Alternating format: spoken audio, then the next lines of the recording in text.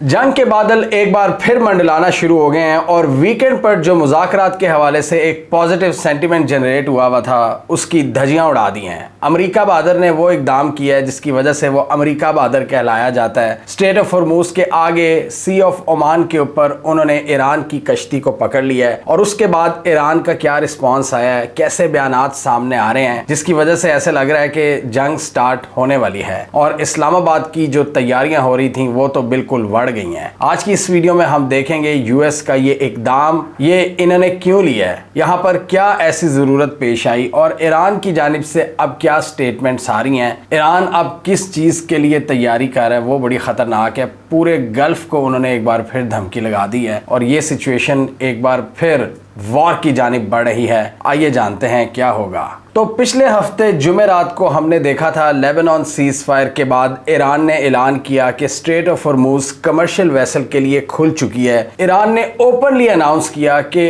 अब हम किसी कश्ती को नहीं रोकेंगे जब तक कि वो मिलिट्री वेसल नहीं होगी। और उसी वक्त जब ईरान इसको खोलने का ऐलान कर रहा था, अमेरिका बहादुर आ गया एक नई ब्लॉकेट के साथ और उन्होंने कहा कि हम ईरानियन कश्तियों को एंटर और लीव करने नहीं देंगे इस रीजन से जो कश्ती ईरान की पोर्ट की तरफ जा रही होगी या वहां से आ रही होगी। तो उस सिलसिले में उन्होंने क्लेम भी किए, 13-14 वेसल्स भी उन्होंने रोकी और इस वीडियो में हमने पूरा एक्सप्लेन किया था कि किस तरह ये नई धमकियां दे रहे हैं ईरान को। एक तरफ डोनाल्ड ट्रंप ये जुम्मे के करीब कह रहे थे कि हम एक बार फिर पाकिस्तान आने के लिए तैयार है, मैं खुद जाऊंगा, ये ट्रंप साहब कह रहे थे। आसिम मुनीर साहब की मीटिंग्स हो रही थी ईरान में, शहबाज शरीफ तुर्की में मौजूद थे और एक बड़ा जबरदस्त ऐसा लग रहा था माहौल बन रहा है। बीजिंग में मुलाकातें हो रही थी, पूरा ऐसा लग रहा था कि पूरी दुनिया बस अब तैयार हो गई है कि अब जंग नहीं करवानी, इवन ट्रंप साहब भी। और लेबनान का सीज फायर भी हो गया, ईरान ने भी ब्लॉकेट खोल दी, लेकिन यूएस ने उस वक्त ब्लॉकेट लगा दी। और अब यूएस ने क्या एक एस्केलेटरी मूव लिया है। ईरान की एक वेसल स्ट्रेट ऑफ हॉर्मूज से पहले गल्फ ऑफ ओमान के करीब थी जिसने अमेरिकन नेवल ब्लॉकेट को इवेट करने की कोशिश की और इस दौरान अमेरिकन ने उस पर चढ़ाई कर दी। हालांकि ये कमर्शियल वेसल थी, ये कोई मिलिट्री वेसल नहीं थी। अमेरिकन ने पहले उस वेसल पर फायरिंग की, उसके बाद हेलीकॉप्टर्स के जरिए अपने कमांडोज उतारे और उस कश्ती को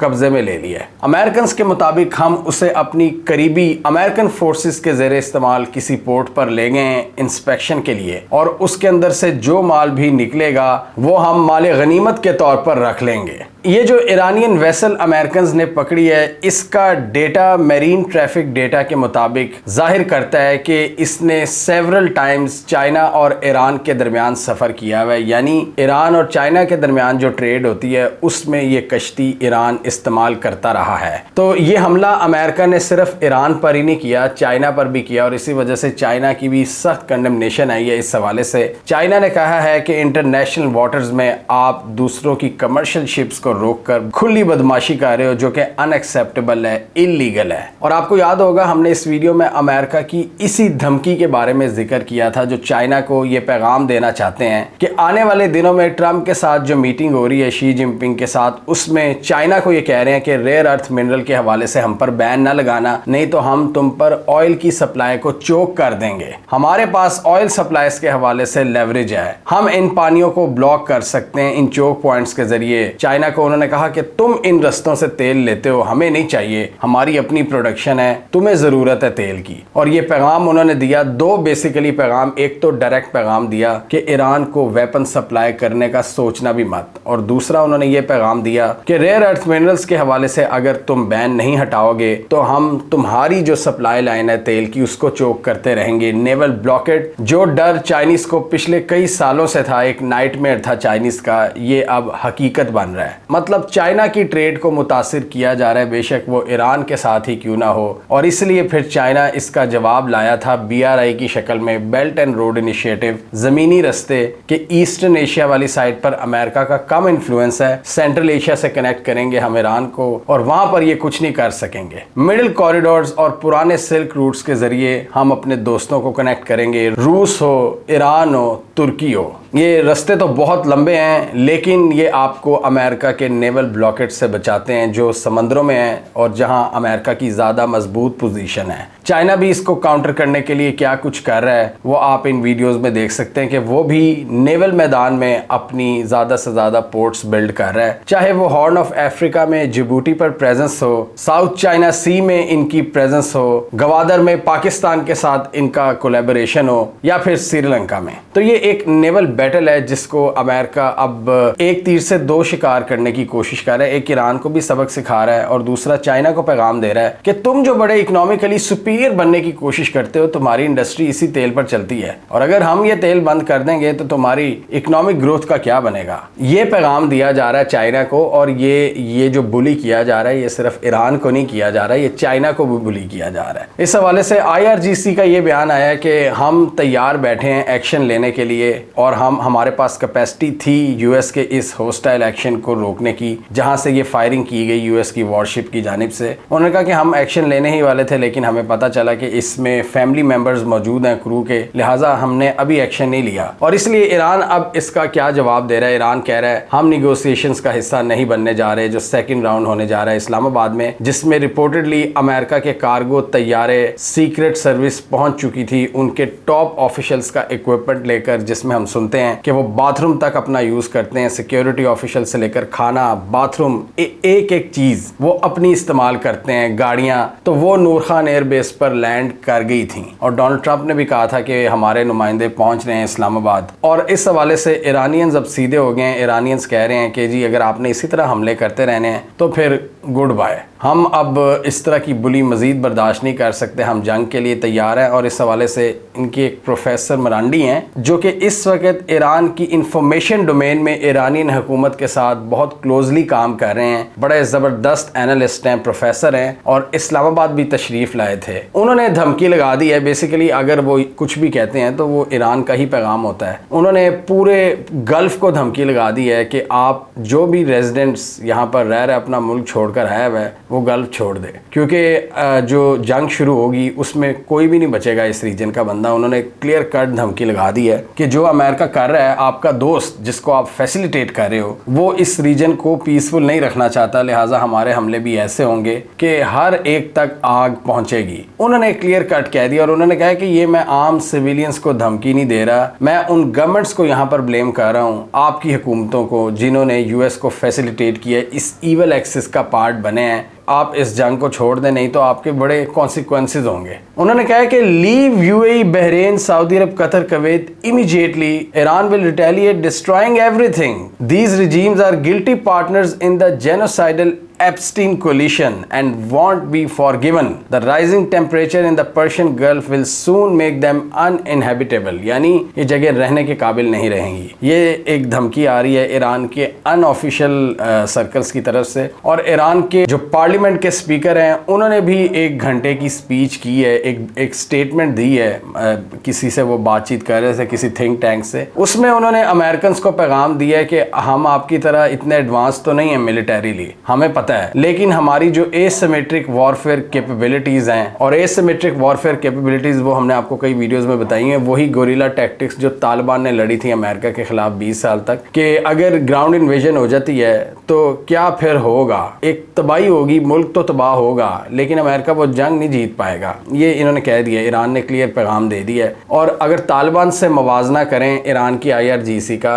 आइडियोलॉजिकली ये ज़्यादा मजबूत हैं, आइडियोलॉजिकली भी, मिलिटरीली भी, और इनका डिसिप्लिन भी तालिबान के मुकाबले में ज़्यादा मजबूत है, जो इनको एक एज देता है। और दूसरा, इनकी टेरेन भी ज़्यादा है, ज़्यादा माउंटेन रीजन भी हैं, अफ़गानिस्तान में भी हैं माउंटेन रीजन, लेकिन अफ़गानिस्तान की निस्बत यहाँ ज़्यादा गारें हैं, ज़्यादा पहाड़ हैं, ज़्यादा बड़ा एरिया है। तो जब तक ये न्यूक्लियर बॉम्ब नहीं फेंकेंगे तो ईरान इस तरह तो गिव अप नहीं करेगा। तो ईरान ने भी कह दिया कि हम अपनी हर तरह की टेक्निक और टैक्टिक का इस्तेमाल करेंगे, हम पीछे नहीं हटेंगे, मरने मरने के लिए तैयार हैं हम, आ जाओ, मुज़ाकरात नहीं हम करने वाले। आपने हमें पहले भी धोखा दिया है, मुज़ाकरात के बीच में धोखा दिया है और आप आगे भी यही करेंगे, हमें आप पर ज़ीरो यकीन है। उन्होंने कहा कि जिस तरह आपने हमारे सुप्रीम लीडर को असैसिनेट किया, टारगेट किया, ये हम कभी नहीं भूल सकते। दूसरी तरफ पाकिस्तान की बात करें तो पाकिस्तान इस वक्त इस एंटिसिपेशन में है कि टॉक्स होंगी, ईरानियन वफ्द भी आएगा और पाकिस्तान की भी थोड़ी वाह होगी, क्योंकि पाकिस्तान के इस वक्त अपने मकासद हैं इन टॉक्स को लेकर। पाकिस्तान के डेफिनेटली यही मकासद हैं कि पाकिस्तान को अच्छी PR मिलेगी, हुकूमत की लेजिटिमेसी में इजाफा होगा और पाकिस्तान को इसके बदले यानी ये डिप्लोमेटिक सक्सेस आपकी मोनेटाइज किसी हद तक हो सकती है। और ये भी बड़ा ज़रूरी है कि पाकिस्तान इस पूरे अमल को मोनेटाइज करे, इससे पैसा कमाए, क्योंकि पास्ट में तो हमने देखा है जो जब भी हम अमरीकी जंगों में पड़े हैं तो डॉलर बहुत आया है, चाहे ज़िया की जंग हो या मुशर्रफ की जंग हो, लेकिन अभी जो हम अमेरिका का साथ दे रहे हैं इसमें डॉलर आता हुआ नज़र नहीं आ रहा, बल्कि बहुत सी कंपनीज छोड़ रही हैं। तो पाकिस्तान को ये भी अंदाज़ा लगाना है कि सिर्फ वाह ही नहीं करवानी, बल्कि इससे डॉलर भी बनाने हैं, क्योंकि अगर आपकी यही एक्सपर्टीज़ है तो फिर इससे ही फ़ायदा उठाएं। पाकिस्तान मैन्युफैक्चरिंग तो नहीं कुछ करता, पाकिस्तान ने कुछ ज़्यादा कुछ स्पेशल प्रोडक्ट तो बनाई नहीं जो हमारी एक्सपोर्ट्स बढ़ जाए, जो बांग्लादेश को ही हम कंपटीशन दे दें। बांग्लादेश की अगर हमारे से ज़्यादा एक्सपोर्ट्स हैं टोटल, तो फिर पाकिस्तान को इन चीज़ों से ही कम से कम फ़ायदा उठाना चाहिए कि इससे आपका पैसा बने, ना कि पैसा लगता ही रहे। ये तो नहीं है ना कि सिर्फ चंद हुकूमती लोग वो आ जाएंगे यहाँ पे, वो गोरे सहाफ़ियों को लूटने की तरकीबें बनाएंगे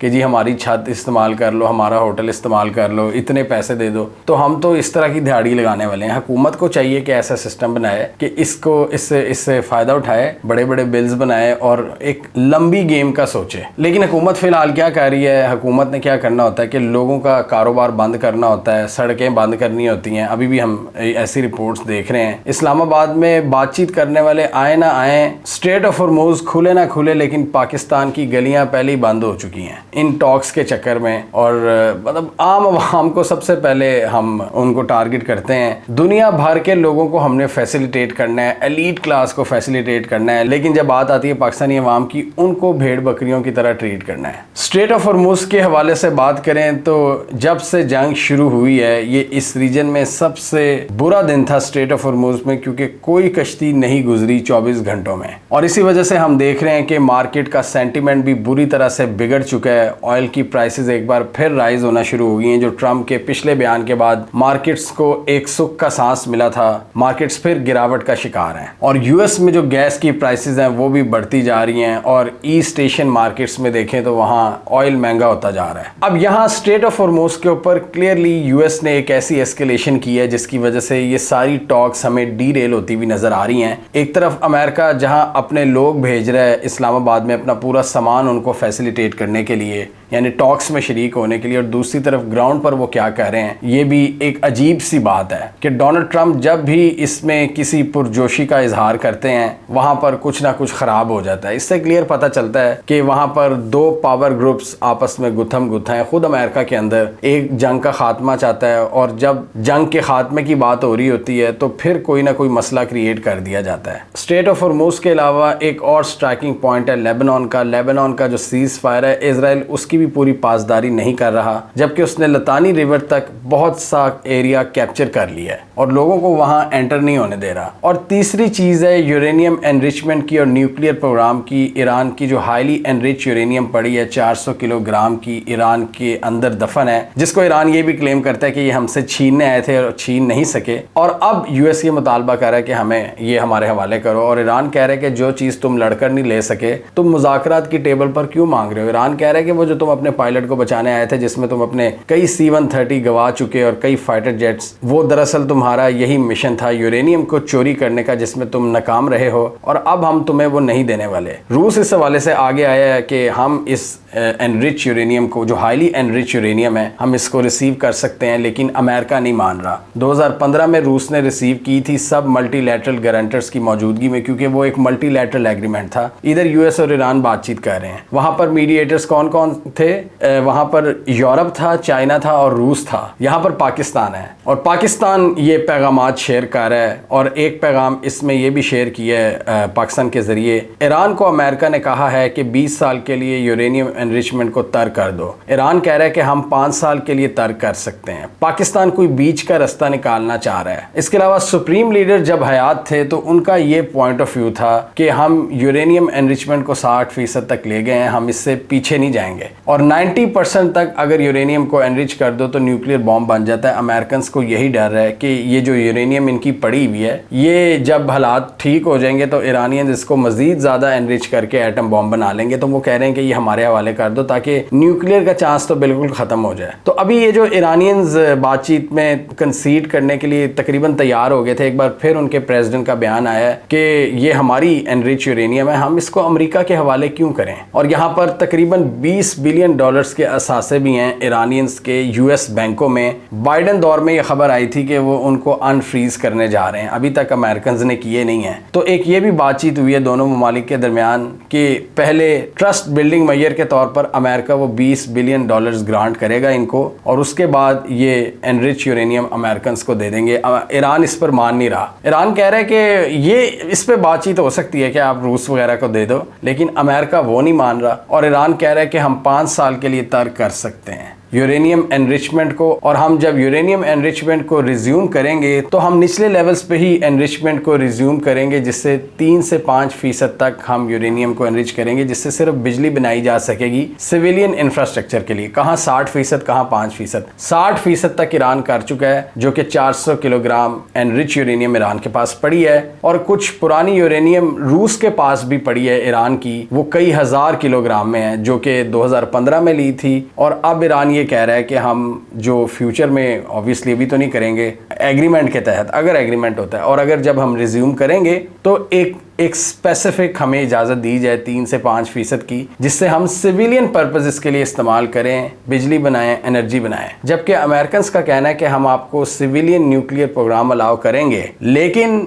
एनरिच यूरेनियम आप हमसे लेंगे। तो ईरान का ये पॉइंट ऑफ व्यू है कि हम आपसे ही भीख क्यों मांगें, हमारी ही एनरिच यूरेनियम की, कि हम आपको पहले दें और आपसे ही भीख मांगें और आप पता नहीं देंगे कि नहीं। तो ईरान ये समझता है कि ये जो एनरिच यूरेनियम है ये इनकी सॉइल का हिस्सा है, ये इनको वापस करना एक गद्दारी होगी सुप्रीम लीडर के साथ भी, जिन्होंने कहा था कि ये हमारा असासा है। और ईरान की तरफ से अब ऐसे बयान आने शुरू हो गए हैं कि आओ लड़ो हमें, हम तैयार हैं, अगर आपने यही हरकतें करनी है, हमारी कश्तियों को पकड़ना है और ऐसी डिमांड्स रखनी है कि जो हम मान ही नहीं सकते, तो फिर ठीक है लड़ लेते हैं। हमें पता है कि आपने हमें भी नुकसान पहुंचाना है और हम आपको नुकसान पहुंचाएंगे, लेकिन इस पूरे सिलसिले में फिर स्ट्रेट ऑफ हॉर्मुज़ से कुछ गुजर नहीं सकेगा और इन मुल्कों की इकॉनमीज भी तबाह होंगी जो कि गल्फ के रास्ते इस्तेमाल करती हैं या जो गल्फ में लाया करती हैं। फिर दमादम मस्कल अंदर होगा। हम तो बातचीत कर रहे थे, आप ही इनको ख़राब कर रहे हो। आपने ये सीज़ फायर एग्रीमेंट तोड़ा है और मजबूरन अब हम भी आप पर हमले करेंगे।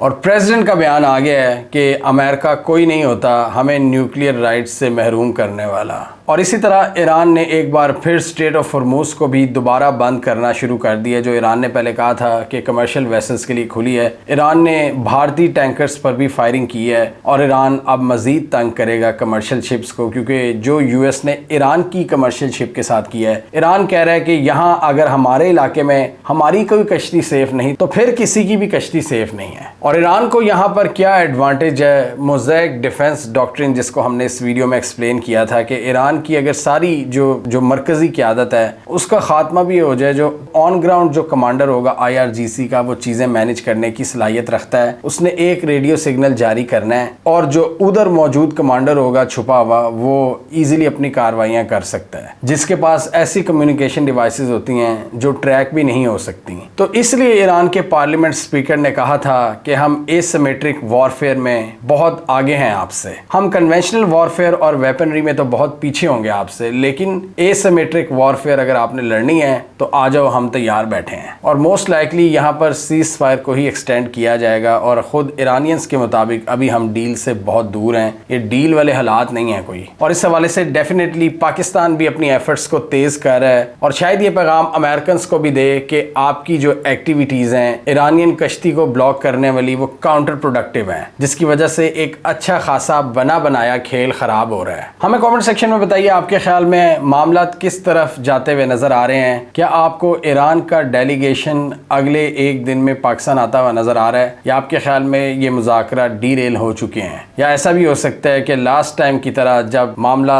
अपनी एस्केलेशन की पीक पर पहुंच गए थे तब एक सीज फायर अमल में आ जाता है? आपके ख्याल में यहाँ पर कोई सीज फायर एक्सटेंड हो सकता है या फिर जंग होगी? आप क्या समझते हैं? कमेंट कीजिए। इसके अलावा हमारा यूट्यूब चैनल सब्सक्राइब कर लो, साथ ही वो बेल आइकॉन भी दबा लें ताकि वो स्टोरीज दुनिया भर से पाकिस्तान से जिनकी मेन स्ट्रीम मीडिया पर प्रॉपर कवरेज नहीं होती हमारे प्लेटफॉर्म के थ्रू आप तक टाइम पर पहुंच जाएं।